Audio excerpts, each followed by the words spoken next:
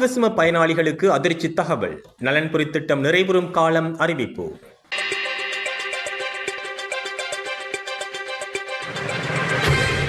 இலங்கையில் அமுல்படுத்தப்பட்டு வரும் அஸ்வஸ்ம நலன்புரி திட்டத்தின் கீழ் நன்மையடையும் சுமார் 1,00,000 குடும்பங்கள் மாற்று ஆதரவு திட்டங்கள் மூலம் தற்போது நிலையான வருமானத்தை பெறத் தொடங்கியுள்ளதாக அரசாங்கம் அறிவித்துள்ளது.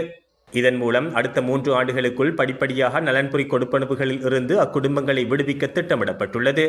இவ்விடயம் தொடர்பில் ஊடகங்களுக்கு கருத்து தெரிவித்த கிராமிய அபிவிருத்தி, சமூக பாதுகாப்பு மற்றும் சமூக வலுவூட்டல் பிரதி அமைச்சர் வசந்த பியதிஸ்ஸ, நீண்ட காலமாக அரசாங்கத்தின் நலன்புரி உதவிகளில் தங்கியிருப்பதை தவிர்த்து மக்களை தற்சார்பு பொருளாதார நிலைக்கு கொண்டு வருவதே அரசாங்கத்தின் நோக்கமாகும் என தெரிவித்துள்ளார். சர்வதேச நாணய நிதியத்துடன் செய்து கொள்ளப்பட்ட ஒப்பந்தத்தின்படி ஒவ்வொரு வகைப்பாட்டின் கீழும் உள்ள அஸ்வஸ்ம பயனாளிகளுக்கான கொடுப்பனவுகளை நிறுத்த வேண்டிய குறிப்பிட்ட காலக்கெடு உள்ளது.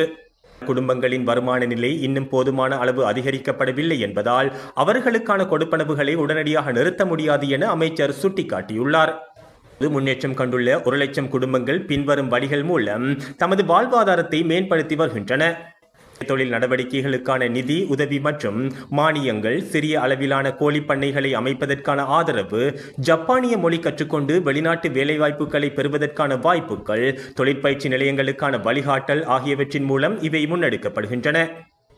திட்டம் 2023ஆம் ஆண்டு முன்னாள் ஜனாதிபதி ரணில் விக்ரமசிங்கவினால் அறிமுகப்படுத்தப்பட்டது. அதன் பின்னர் தேசிய மக்கள் சக்தி அரசாங்கம் பதவியேற்ற பிறகு மே 2025 வரவு செலவு திட்டத்தினூடாக சில கொடுப்பனவு வகைகளை அதிகரித்துள்ளது. திட்டம் வெற்றிகரமாக முன்னெடுக்கப்பட்டாலும் சில முக்கிய சவால்கள் இன்னும் நீடிக்கின்றன. தகுதியுள்ள பல ஏழை குடும்பங்கள் இன்னும் பட்டியலில் சேர்க்கப்படாமை மற்றும் தகுதியற்ற சில குடும்பங்கள் உள்வாங்கப்பட்டுள்ளமை குறித்த முறைப்பாடுகள் உள்ளன.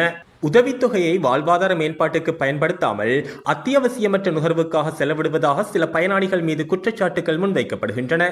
எதிர்வரும் 2027 முதல் 2029 வரையான காலப்பகுதிக்குள் அதிகளவான குடும்பங்களை சொந்த காலில் நிற்க செய்வதன் மூலம் நலன்புரி திட்டத்தை சுருக்கிக் கொள்வதே அரசாங்கத்தின் இறுதி இலக்காகும் என சுட்டிக்காட்டப்பட்டுள்ளது.